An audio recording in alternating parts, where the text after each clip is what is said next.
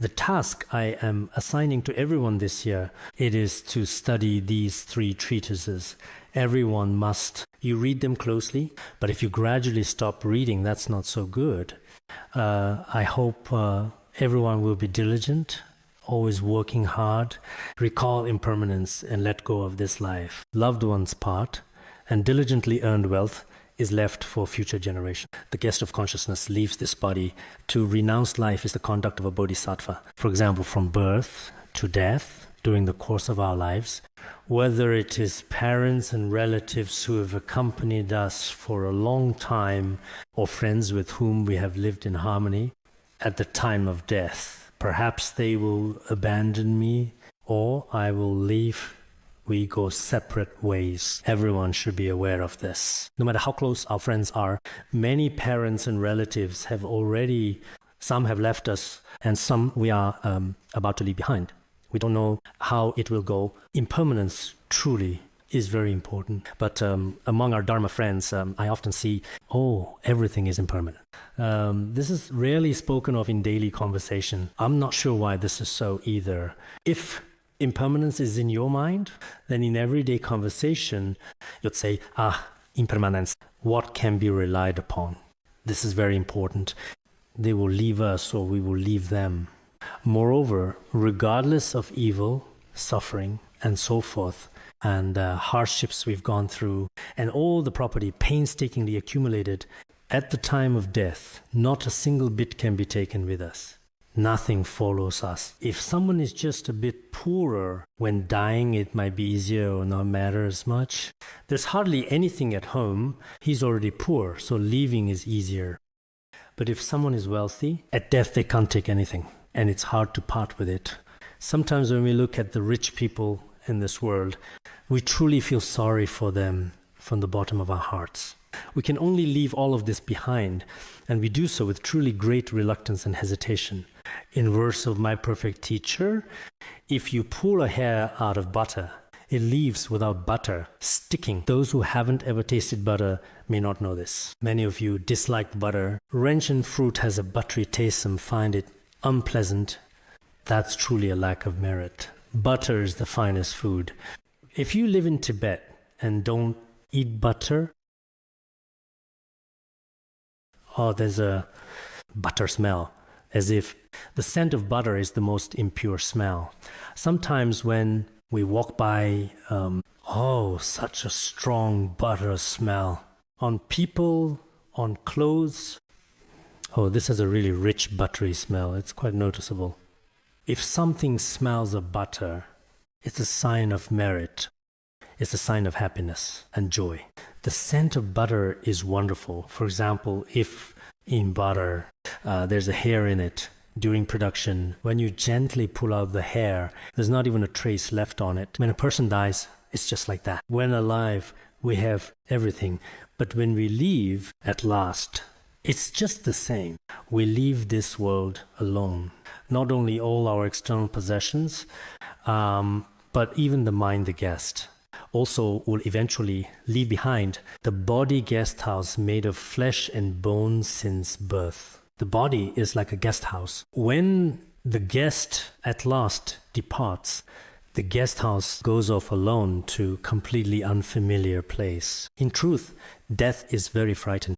None of us knows if we may die tomorrow. When death comes, we go to a place we have never been before, like throwing a stone into the dark. It's indeed very frightening. Understand principles. Sometimes we should simply let go of all those things in this life, such as defending against enemies, protecting loved ones, farming, and so on. All these trivial matters with little benefit and much harm, but generate the thought of preparing for future lives. Practitioners study, contemplate, and meditate for future lives, because this life is extremely short. No matter how we spend this brief time, it will pass. So practice Dharma. This is the practice of all bodhisattvas, abandoning concerns for this life. Because relatives, possessions, and even this very body, these will all be left behind. But in fact, we are very attached to them. Some cannot cut their attachment to loved ones. Some cannot sever their attachment to wealth. For most people, It is attachment to their body. In the wish-fulfilling treasury, what the body is, the physical body is the foundation and basis for all karmic and habitual tendencies. Once you have a body, everything else naturally gathers within it.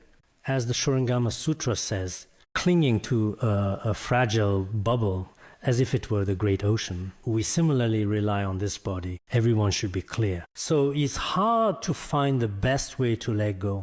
Moreover, Gyensang She Direct First explains literally, I used a certain script and referenced many scriptural sources in my notes. The sutras say the three realms are impermanent like autumn clouds. The birth and death of beings is like a drama. This is a quote I really like and often use.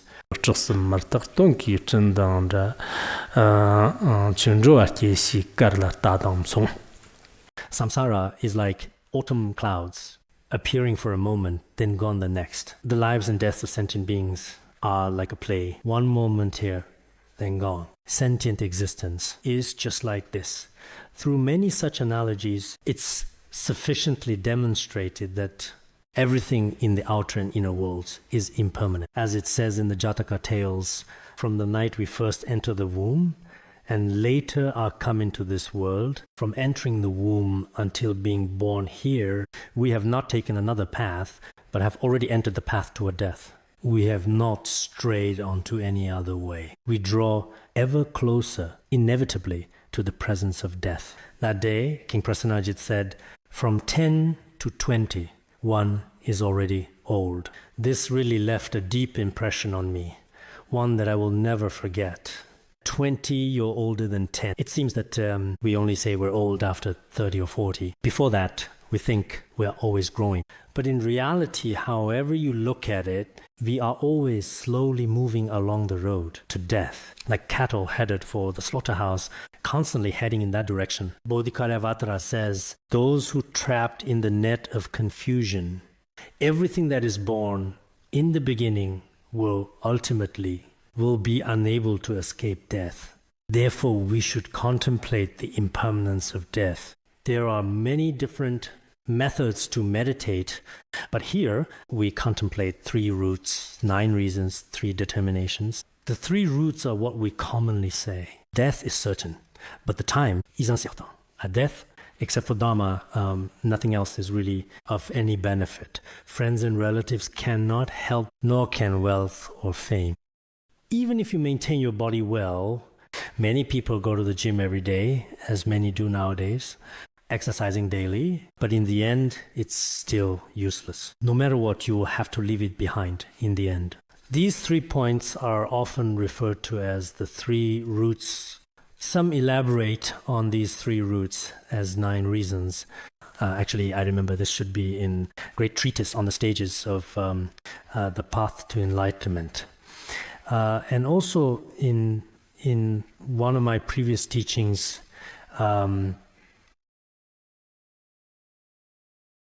in opening the door to mind training, are you sure?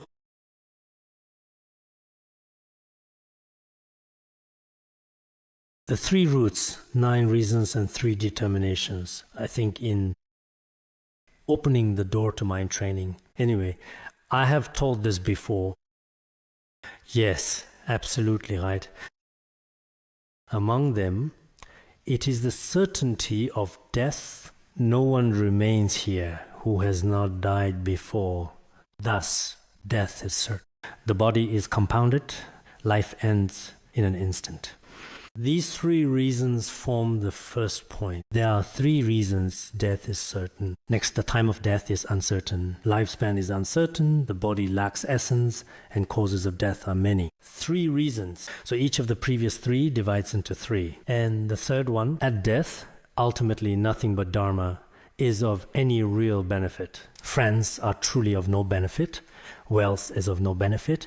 One's body is of no benefit. Therefore, the 3 roots, such as the certainty of death, are most certainly well established. The 9 reasons here won't be explained in detail now. The last 3 reasons are explained in root verses, mainly relatives, wealth, and one's own body. These are like the previous points. They are quite the same, right? Root verses explain that because death is certain, so we must practice Dharma that will benefit us at death. Because the time of death is uncertain, we must decide to practice right now. Because non-Dharma is ultimately useless at death, therefore we must solely practice pure Dharma, especially cultivate bodhicitta, emptiness, and preliminary practices. Now, everyone here, do not be lazy, especially for practitioners. You must meditate together. Begin now. We will officially implement this in the second half of the year. First, leave behind our worldly distractions, especially like those great masters of the past. They often trampled down negative thoughts. Truly, sometimes our mind is like, from the appearance, although we dressed in traditional monastic robes, looks solemn and dignified, but in reality, if we have all kinds of negative thoughts, we must absolutely find every way to destroy them. Bodhikaryavattara says, because I did not realize I must leave all behind at death. It explains the faults of not meditating on death. The sutras say, of all farming, autumn's is best.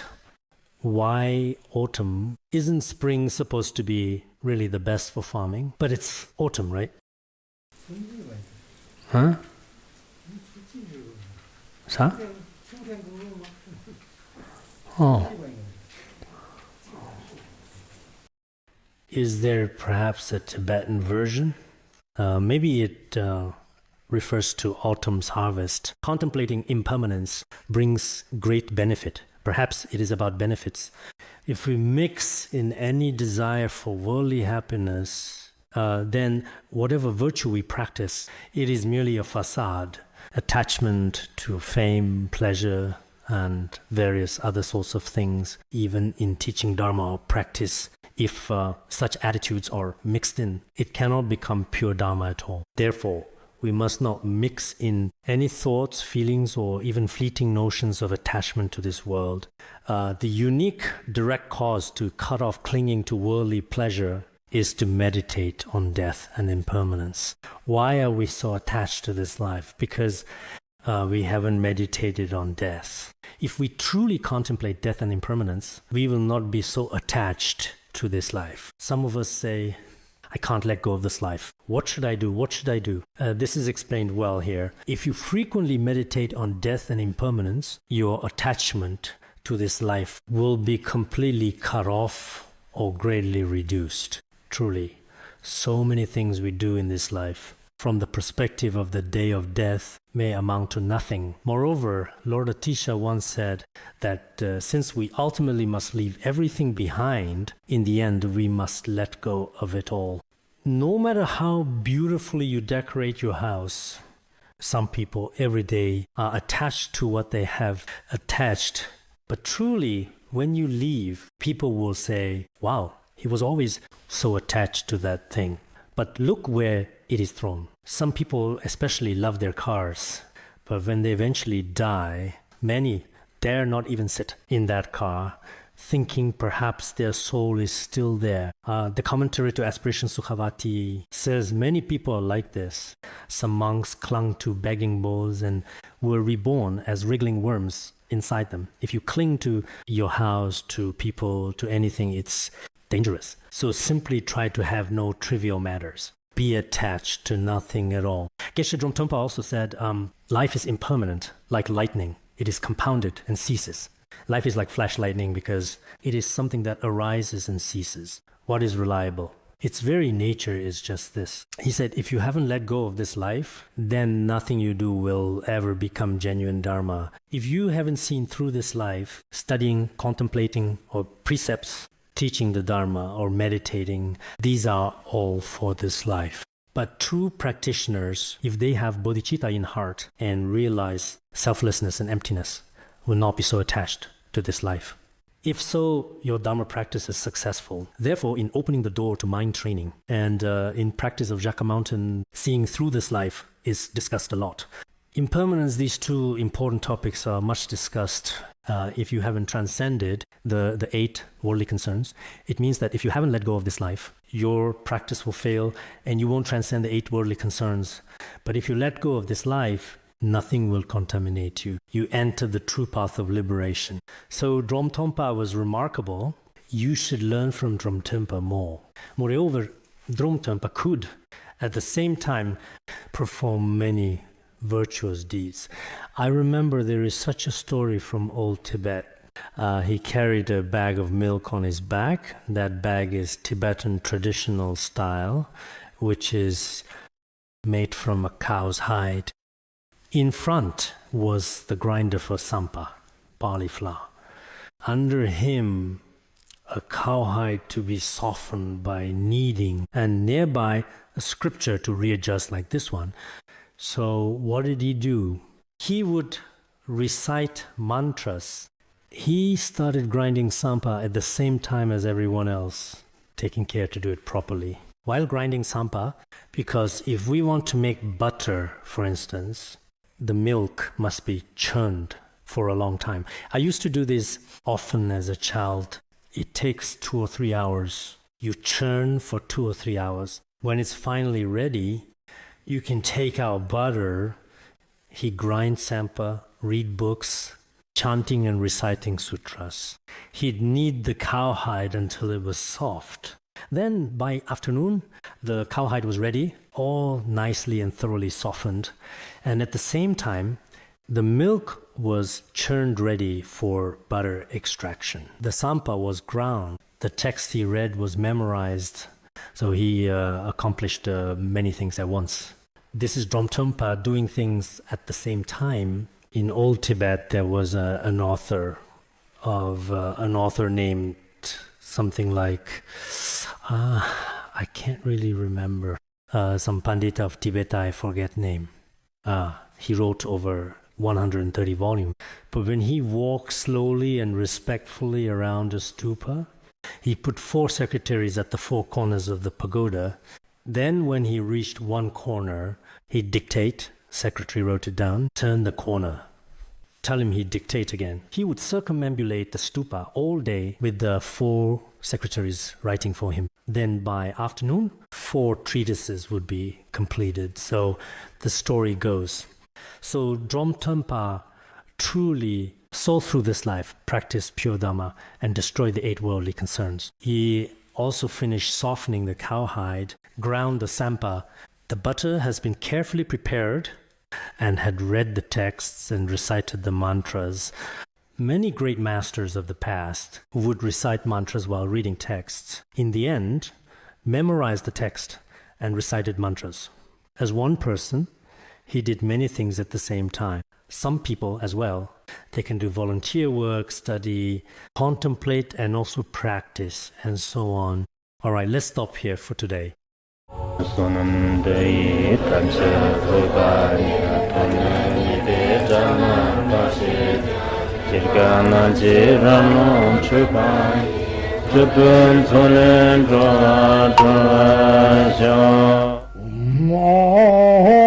Bandara Badna Sodargye Bandara Badna Sodargye Bandara Badna Sodargye